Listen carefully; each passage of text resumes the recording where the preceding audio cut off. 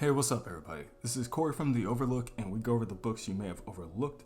So this video, I want to give you guys a little info before we actually get into it. It was supposed to be much longer, but what happened was a couple of things. Number one, a corrupted file. Number two, the DC Universe app and website went down for about half a day. Number three, I live next to an airport, so there's always air traffic in there, and I don't want that to be in the back. Number four, I live next to a university, so there's always traffic going towards there. And number five, my neighbors just started doing construction inside their house, so there's a buzzsaw in the background. So, I cannot record this, so I'm just going to upload this first part right now and upload the second part tomorrow morning. Again, I'm sorry, I know you guys have been waiting on this one. This is the return of Mr. Nobody, so yeah. Sorry about that, but I'll try to get the other one out as soon as possible. It's just very noisy and it's an issue. Anyway, let's get started. Clifford Steele used to dream that he was human again. Not too long after the accident, it started to happen. First, he'd smell the melting rubber and burning hunk of metal they pulled him out of. His harness melting to his skin. And then, for a split second, he'd remember the pain. The last moments of flesh and bone.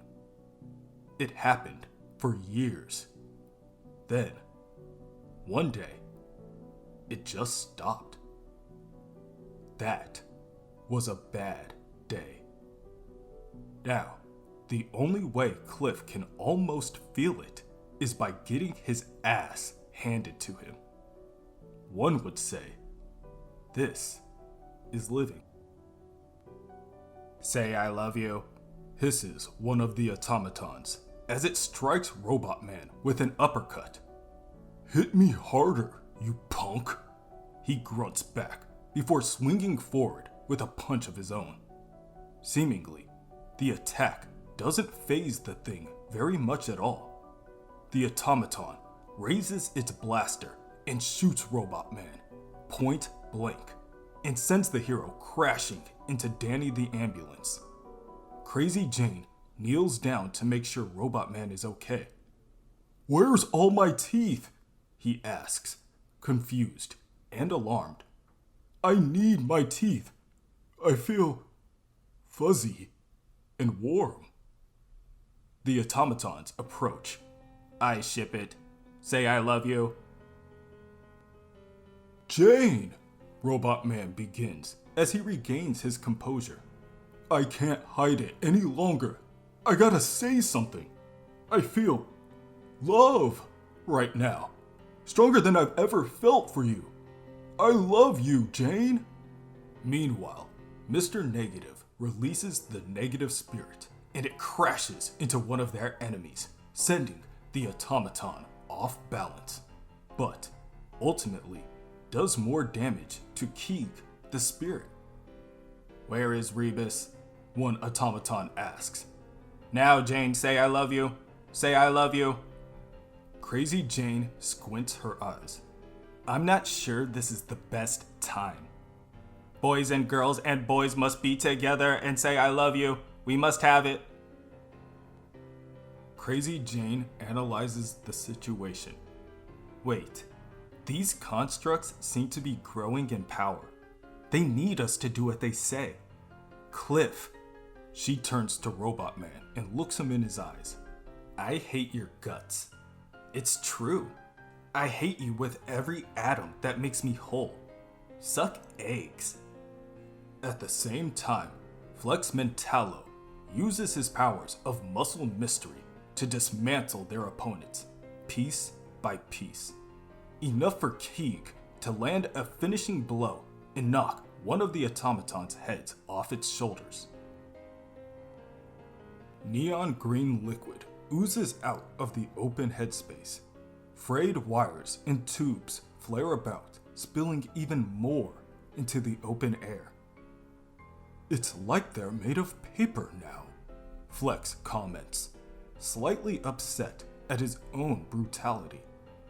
Then, The robot's chest opens up, and a man, connected by wires and covered in the green liquid, rolls out and onto the street. "Cookie, no!" screams the other automaton as it kneels over and approaches the collapsed man. "No! No!" The second automaton then opens up as well, and a second man exits out of its chest. "Cookie, say I love you. It's Nolan. I am here. Nolan is here. You are gone. You are free." The Doom Patrol watches in silence. Cliff is the first one to speak. "Something familiar about these guys. Like I knew them a long time ago." Jane is still at a loss of words, but she knows she has to do something. Say something. So she reaches out her hand, but it trembles. Before Jane can, Larry Traynor places his hand on Nolan's shoulder. "I'm sorry, but it's going to be okay." Larry looks over his shoulder and sees both Casey and Terry approaching. "Casey, Danny is hurt. Keith says we should move you into Dannyland right away." "I understand," Casey says solemnly. Suddenly, both Nolan and the man that fell out of the second automaton begin to dissolve into a viscous purple sludge.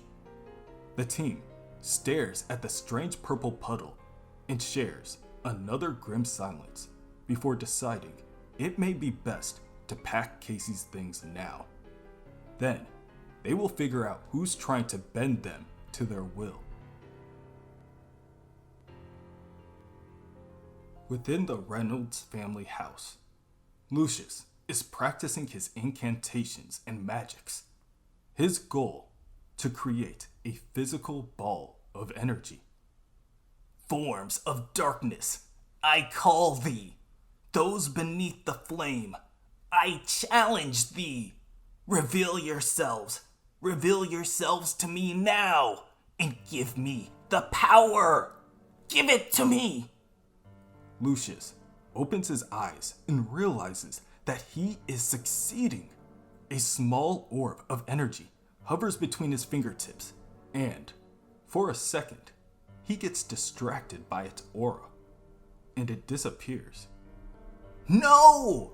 he screams. "Come back! Don't do this to me!" Now enraged, Lucius rips his record out of the player and throws it against the wall, shattering it. After a moment, he realizes his folly. "Damn it!" he sighs. "That was my only copy." Then, Lucius remembers the mail he received earlier. The magical world of magic. "Let's see if you're hiding anything in reverse," he says as he enters the record into the player. As soon as the boy lets the record play, a spiral of prismatic colors erupts out of the player. The force of the wind generated picks up papers, clothes, even his chair and laptop, and flings them into the air. "The sounds!" Lucius screams.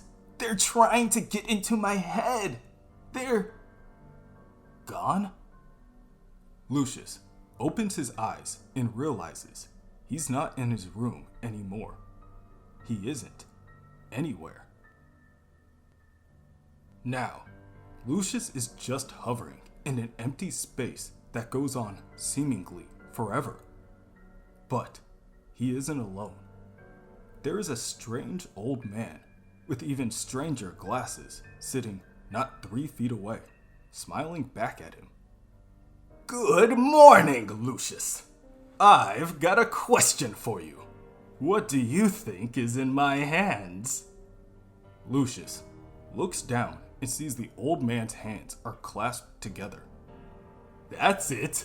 Give him a gander. What in the world could possibly be in there?" "Shit. Lucius answers. You've got shit in your hands. Close. The man attempts to contain his glee. But it's nothing, Lucius. Nothing at all.